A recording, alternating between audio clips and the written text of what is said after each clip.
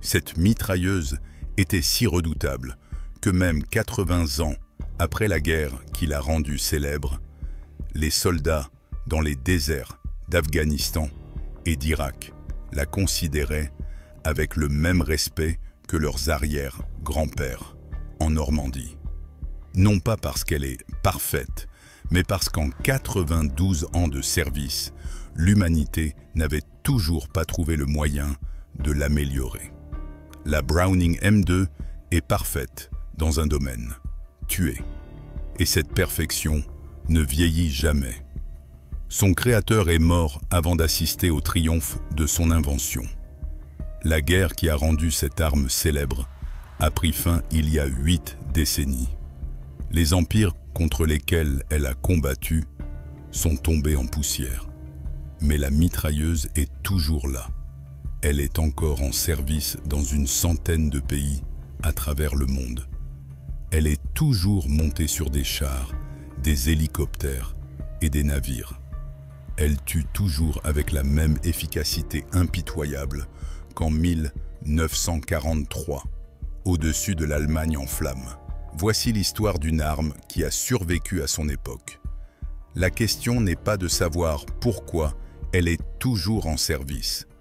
La question est de savoir si nous serons un jour capables de nous en débarrasser. À l'automne 1917, alors que la Première Guerre mondiale se transformait en un massacre sans fin sur le front occidental, le général John Pershing comprit une chose très simple. Ce n'était plus la bravoure qui décidait de l'issue des batailles, mais la puissance de feu. Les mitrailleuses de 7,62 mm ont transformé la guerre en une impasse sanglante. Les soldats se sont retranchés dans le sol. Les attaques se sont enlisées dans la boue et les barbelés. Mais une nouvelle menace est apparue au-dessus des tranchées, une menace que les anciennes armes ne pouvaient arrêter. Les avions allemands commencèrent à être recouverts de fines plaques d'acier. Les balles des fusils standards ricochaient sur le blindage, ne laissant que des bosses. Les pilotes se sentaient de plus en plus protégés et attaquaient avec plus d'audace. Des chars apparurent sur les champs de bataille français, lents et maladroits, mais recouverts d'un blindage que les fusils d'infanterie ne pouvaient pénétrer. Ils rampaient dans les tranchées, écrasant les barbelés et semant le chaos dans les défenses. Pershing comprit cela avant tout le monde. L'armée avait besoin d'une cartouche capable de pénétrer 2 cm d'acier à 1 km. Une cartouche qui transformerait un avion en passoire en quelques secondes et arrêterait un char avant qu'il n'atteigne les tranchées. Mais aucune cartouche de ce type n'existait dans l'arsenal américain. Et un seul homme pouvait la créer. En 1917, John Moses Browning était une légende dans l'industrie américaine de l'armement. Mais la tâche que Pershing lui confiait exigeait une révolution dans la façon de penser. Browning commença par la solution la plus évidente. Il prit la cartouche standard .30-06 Springfield de l'armée et augmenta simplement toutes ses dimensions de manière proportionnelle.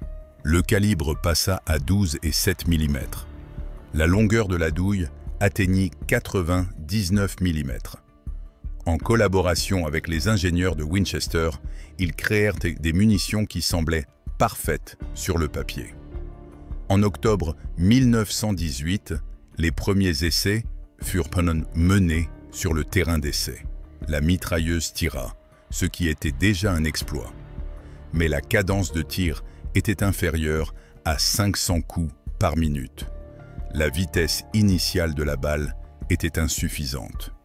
Elle avait assez de puissance pour pénétrer le blindage, mais seulement à courte distance. 1 mois après les essais, la guerre prit fin. Les Allemands signèrent un armistice. Les chars et les avions blindés n'étaient plus un problème urgent. Mais Browning continua à travailler. Les Français proposèrent leurs cartouches de 11 mm, trop faibles. Les Américains étudièrent les Mausers allemands, capturés avec des cartouches de 13,2 mm, puissantes mais encombrantes. En 1921, la M1921 refroidie à l'eau fut adoptée pour le service. Elle fonctionnait, mais elle était loin d'être parfaite.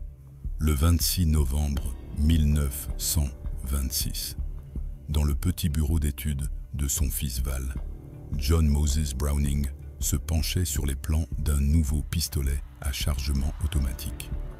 À un moment donné, il ressentit une vive douleur dans la poitrine. Son cœur avait lâché. 71 ans de vie consacrés à l'industrie de l'armement prirent fin sur son établi. Il ne sut jamais que sa dernière incroyable création allait changer le visage de la guerre 15 ans plus tard. Après la mort de Browning, le travail sur la mitrailleuse de gros calibre fut poursuivi par le docteur Samuel Green, ingénieur à l'arsenal de Springfield. De 1927 à 1932, il démonta méthodiquement la M1921 en ses différents composants, testa chaque assemblage jusqu'à ses limites et rechercha les faiblesses de sa conception. Il ne voulait pas seulement améliorer l'arme, il essayait de la rendre telle qu'il serait impossible de l'améliorer davantage. Le principal problème résidait dans le système de refroidissement. La chemise d'eau autour du canon pesait près de 20 kg. La pompe de circulation ajoutait à la complexité mécanique. Sur le terrain, en particulier par temps chaud ou froid, le système fonctionnait régulièrement mal. Les tuyaux se fissuraient, l'eau gelait ou s'évaporait. La mitrailleuse était devenue un mécanisme capricieux qui nécessitait une attention constante. Green trouva une solution qui semblait ridiculement simple. Abandonner complètement le refroidissement à l'eau. À la place, utiliser un canon massif à parois épaisses qui absorbe la chaleur grâce à sa propre masse et la dissipe grâce à une surface accrue. Le canon lourd compensait la perte de la chemise d'eau, non pas par une ingénierie astucieuse, mais par la physique fondamentale. Plus de métal signifiait plus de capacité thermique. Le résultat dépassa les attentes. La mitrailleuse devint 17 kg plus légère. Les tuyaux, les pompes et les connexions fragiles disparurent. La maintenance est devenue beaucoup plus facile. La fiabilité a augmenté au point que l'arme pouvait fonctionner dans toutes les conditions climatiques sans manipulation supplémentaire. Mais Green ne s'est pas arrêté là. Il a complètement repensé le récepteur, le transformant en une plateforme universelle. Désormais, le même mécanisme de base pouvait être utilisé dans l'infanterie, l'aviation, la marine et comme arme anti-aérienne. La bande de munitions pouvait être alimentée par le côté gauche ou droit. La conversion ne prenait que quelques minutes au lieu de plusieurs heures. En 1933, la nouvelle mitrailleuse a été officiellement adoptée sous la désignation M2 Heavy Barrel. La cartouche .50B MG, créée par Browning et Winchester, tirait une balle de 46 grammes à une vitesse de 850 mètres par seconde. L'énergie initiale atteignait 18 000 joules. C'était exactement 5 fois plus puissant que la cartouche militaire standard .30-06. À une distance d'1 km, la balle transperçait 20 mm d'armure en acier, comme si elle était en carton. John Browning a créé le concept et la base. Samuel Green a transformé le tout en une arme destinée à survivre pendant des siècles. Tôt le matin du 7 décembre 1941, des avions japonais ont attaqué la base navale américaine de Pearl Harbor à Hawaï. Quelques jours plus tard, les États-Unis sont officiellement entrés dans la Seconde Guerre mondiale. Et le ministère de la Guerre eut soudainement besoin d'armes. Pas des milliers d'unités, des millions. La décision fut prise rapidement et sans sentimentalisme. 9 des plus grandes usines du pays furent impliquées dans la production du Browning M2. La liste des sous-traitants comprenait non seulement des armuriers traditionnels tels que Colt et Savage Arms, mais aussi d'autres fabricants. Frigidaire, qui fabriquait encore hier des réfrigérateurs pour les ménagères américaines, convertit soudainement ses chaînes de montage à la production de récepteurs de mitrailleuses. AC Sparkplug, spécialisé dans les bougies d'allumage pour voitures, a commencé à estamper des mécanismes à boulons. L'industrie pacifique se transformait en une gigantesque chaîne de montage militaire. C'était un choix sans alternative. L'Amérique se dirigeait vers une guerre totale. Mais le véritable pacte faustien n'a pas été conclu dans les ateliers des usines. Il a été conclu dans les bureaux d'études tranquilles des compagnies aériennes, où les ingénieurs décidaient de l'armement des nouveaux avions de chasse. Republic Aviation concevait un nouveau chasseur, le P-47 Thunderbolt. Cet avion était destiné à escorter les bombardiers lourds lors de raids en profondeur sur l'Allemagne. Il fallait une puissance de feu capable de détruire les chasseurs ennemis en quelques secondes. Les Messerschmitt et les Focke-Wulf allemands étaient rapides, maniables et bien blindés. L'armement standard risquait de ne pas suffire. Le concepteur en chef Alexander Kartveli a pris une décision que beaucoup ont jugée folle. 8 mitrailleuses Browning M2, 4 dans chaque aile, chacune avec une charge de 350 cartouches de calibre 12,7 mm et 7 mm. Lorsque les militaires ont vu les chiffres, beaucoup ont douté de la faisabilité du projet. La cadence de tir totale des 8 mitrailleuses atteignait 100 cartouches par seconde. Le poids d'une salve d'une seconde dépassait 5,5 kg de plomb, d'acier trempé et de cuivre volant à la vitesse du son. Une rafale de 5 secondes signifiait 500 balles. Chacune de la taille d'un poing d'homme, chacune capable de percer 2 cm de blindage. Il ne s'agissait plus d'une arme d'autodéfense, ni même d'un soutien de tir. C'était une machine d'exécution volante, conçue pour anéantir tout ce qui se trouvait dans son champ de vision depuis le ciel. L'affaire était conclue. L'Amérique avait choisi la puissance de feu absolue. Il était maintenant temps de voir le prix de ce choix. De 1941 à 1945, l'industrie militaire américaine, travaillant en 3 équipes sans jour de repos, produisit 2 millions de mitrailleuses Browning M, 2 de toute modification. 400 000 étaient des M2HB d'infanterie, utilisés à la fois sur des supports et sur des véhicules blindés. Le reste, la grande majorité, fut destiné à l'armée de l'air. Au cours de l'été 1943, un avion fit son apparition dans le ciel de l'Allemagne occupée, que les pilotes de la Luftwaffe surnommèrent rapidement le Thunderbolt. Le P-47 Thunderbolt pesait 8 tonnes à pleine charge, ce qui le rendait plus lourd que de nombreux bombardiers bimoteurs de l'époque. Pour un chasseur monomoteur, ces chiffres étaient monstrueux. Mais l'essentiel n'était pas le poids, mais ce que ce poids signifiait. Lorsqu'un pilote de P-47 trouvait une cible et appuyait sur le bouton rouge du manche à balai, 8 mitrailleuses M2 ouvraient le feu en parfaite synchronisation. Les pilotes de la Luftwaffe apprirent à reconnaître ce son à des kilomètres de distance. C'était un rugissement grave et guttural qui déchirait l'air.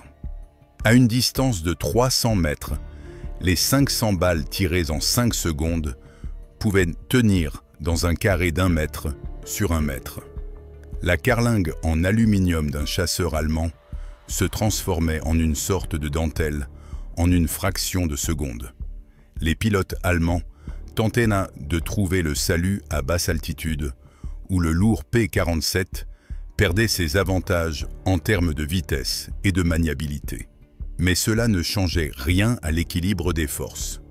Le Thunderbolt s'avéra mortel non seulement dans les duels aériens, mais aussi comme avion d'attaque au sol, convoi de camions sur les routes, trains dans les gares, concentration de troupes en marche. 8 mitrailleuses M2 tirant sur des cibles au sol transformaient n'importe quel équipement en un tas de métal brûlant et tordu en quelques secondes. Le P-51, Mustang, le F-4, U-Corsair et le F-6F Hellcat transportaient chacun 6 mitrailleuses. Les bombardiers lourds B-10, 7, Flying Fortress étaient défendus par 13 M, 2 montés dans des tourelles réparties sur tout le fuselage. Au sol, la Browning M2 s'est avérée être un instrument de guerre tout aussi impitoyable. En 1942, les ingénieurs américains ont créé le canon anti-aérien automoteur M16 sur la base du véhicule blindé de transport de troupes semi-chenillées M3. 4 mitrailleuses M2 étaient montées sur une seule plateforme à guidage électrique. La cadence de tir totale dépassait les 2500 coups par minute, soit plus de 40 balles par seconde. Lorsque ce support était déployé contre des cibles au sol, quelque chose de terrible se produisait. Le sol autour de la cible bouillonnait littéralement de fontaines de poussière, de mottes de terre et d'éclats d'obus. Les balles traçantes dessinaient des lignes lumineuses dans l'air, convergeant vers un seul point. Les fantassins américains ont donné à cette arme un surnom qui n'était jamais prononcé à voix haute en présence de nouvelles recrues, hachoir à viande. Une fois que le M16 avait fini de tirer sur une cible, aucun soldat ne s'approchait pour voir le résultat. Ce n'était pas nécessaire. À la fin de l'année 1945, le Browning M2 était devenu la mitrailleuse lourde la plus utilisée dans le monde occidental. On la trouvait partout, et elle fonctionnait toujours. Mais derrière tous ces chiffres impressionnants et ces caractéristiques techniques, il y avait des gens, de vraies personnes, qui tiraient avec cette arme ou qui étaient prises dans ces tirs. Les mitrailleurs des bombardiers américains B-17 passaient 8, 10 ou 12 heures par vol dans leurs tourelles. À une altitude de 8000 mètres, la température descendait à moins 40 degrés Celsius. Les masques à oxygène étaient recouverts de givre et gelaient. Les mains dans des gants épais pouvaient à peine sentir les gâchettes. Les pieds perdaient leur sensibilité à cause du froid. Puis les silhouettes des chasseurs allemands apparaissaient dans le ciel et l'enfer commençait. Lorsque les avions ennemis attaquaient, le mitrailleur tirait toute sa cartouchière, sans marge d'erreur ni répit. Il savait que s'il ne descendait pas le chasseur attaquant, celui-ci abattrait le bombardier et tout l'équipage mourrait. 10 personnes. Beaucoup de ces jeunes mitrailleurs n'ont pas vécu jusqu'à leur 25e anniversaire. L'un des mitrailleurs de la tourelle supérieure d'un B-17 a écrit une lettre à sa famille après un raid particulièrement sanglant sur les usines de roulement à billes de Schweinfurt. La lettre a été interceptée par la censure militaire et n'est jamais parvenue à destination. Elle a été découverte dans les archives des décennies plus tard. Elle contenait une phrase fortement barrée au marqueur noir par le censeur, mais toujours lisible. Je ne peux plus regarder ce que cette chose fait aux gens. Mais si je n'appuie pas sur la gâchette, qui le fera? Et qui protégera mes camarades? Le canon anti-aérien M16, surnommé Meat Grinder, hachoir à viande, par les troupes, a mérité son nom grâce à ses actions concrètes. 4 canons, chacun tirant 400 à 600 coups par minute. Lorsque le commandant l'a tourné contre un groupe d'infanterie ennemi, le résultat était prévisible et horrible. Après un tel tir, il n'y avait plus de blessés nécessitant des soins médicaux. Il ne restait que des morts. John Moses Browning, qui a commencé à travailler sur une cartouche de gros calibre en 1917, a créé une arme pour combattre les machines, pour percer le blindage des chars et arrêter leur avancée, pour détruire les avions afin de protéger les troupes au sol des attaques aériennes. Il pensait au métal, pas aux gens. Mais la guerre ne fait pas de telles distinctions. Une balle qui transperce le blindage d'un char tue l'équipage à l'intérieur. Une balle qui déchire l'aile d'un avion tue le pilote dans le cockpit. Et l'excellence du Browning M2 pour détruire les machines s'est automatiquement traduite par une excellence pour tuer les personnes qui les utilisaient. Il n'y avait aucune différence entre eux. Et il n'y en a toujours pas. Lorsque les derniers coups de feu de la Seconde Guerre mondiale se sont tus en mai 1945, la guerre n'était pas terminée pour le Browning M2. Elle a simplement pris d'autres formes. 400 000 mitrailleuses d'infanterie M2HB sont restées en service. En 1949, l'OTAN a normalisé la cartouche .5 0B MG et le M2 est devenu la mitrailleuse de gros calibre standard pour l'ensemble du bloc militaire occidental. Au cours des 70 années suivantes, elle a servi en Corée, au Vietnam, dans le Golfe Persique, en Irak et en Afghanistan. 42 ans de service continu au combat. 6 générations entières de soldats, des chasseurs à hélice de la Seconde Guerre mondiale aux robots de combat et aux chars Abrams. La cartouche .5 0BMG, créée il y a près d'un siècle, a donné naissance à toute une catégorie d'armes modernes, les fusils de précision de gros calibre pour le tir à très longue distance, tels que le Barrett M82 et le Macmillan TAC-50. Ils tirent tous la même cartouche que John Browning a mise au point il y a un siècle. Aujourd'hui, en 2025, la Browning M2 est en service dans plus de 100 pays à travers le monde. Elle est fabriquée sous licence en Belgique et expédiée en Corée du Sud. Elle est installée sur les chars de combat principaux, les véhicules blindés de transport de troupes, les hélicoptères de combat et les navires de guerre. Aucune armée importante dans le monde ne peut s'en passer. John Moses Browning est décédé en 1926, sans jamais savoir qu'il avait créé l'arme de combat la plus durable de l'histoire de l'humanité. Près d'un siècle après sa mort, cette arme continue de tuer avec la même efficacité implacable que lors de son baptême du feu. En fin de compte, cette histoire ne concerne pas des pièces métalliques, des munitions ou des spécifications techniques. Elle raconte ce qui se passe lorsqu'un génie de l'ingénierie crée quelque chose de si parfait que cela survit non seulement à son créateur, mais aussi à l'époque pour laquelle il a été conçu. Mais il y a ici un paradoxe dont personne n'aime parler ouvertement. Chaque amélioration apportée à l'armement ne rapproche pas la fin de la guerre. Elle rend la guerre plus accessible, plus longue, plus meurtrière. La Browning M2 est si bien conçue que l'humanité ne peut tout simplement pas y renoncer. Elle est trop fiable, trop efficace, trop polyvalente. John Browning voulait protéger les soldats américains, leur donner un outil pour combattre les véhicules blindés de l'ennemi. Il a créé une arme contre le métal. Mais la guerre, en fin de compte, ne fait pas la distinction entre une machine et la personne qui se trouve à l'intérieur. Une balle qui transperce 2 cm de blindage transperce le corps humain avec la même facilité. Et la perfection de cette balle pour transpercer l'acier devient automatiquement la perfection pour tuer des gens. Browning ne voulait pas cela. Mais son arme s'est avérée trop performante pour être utilisée uniquement dans le but prévu. La mitrailleuse ne faisait pas de choix moraux. Elle n'avait pas de conscience.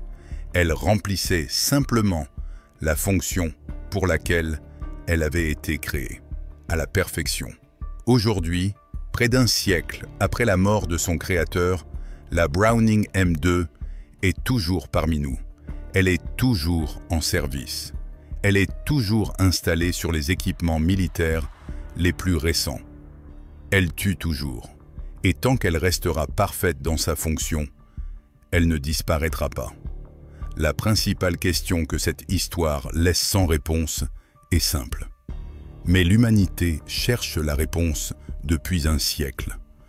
Lorsque nous créons l'arme parfaite, rapprochons-nous le jour où il n'y aura plus de guerre? Ou rendons-nous simplement la guerre éternelle? La Browning M2 est toujours là. Elle est toujours en service. Elle attend toujours l'ordre d'ouvrir le feu. Et c'est la seule réponse que nous ayons.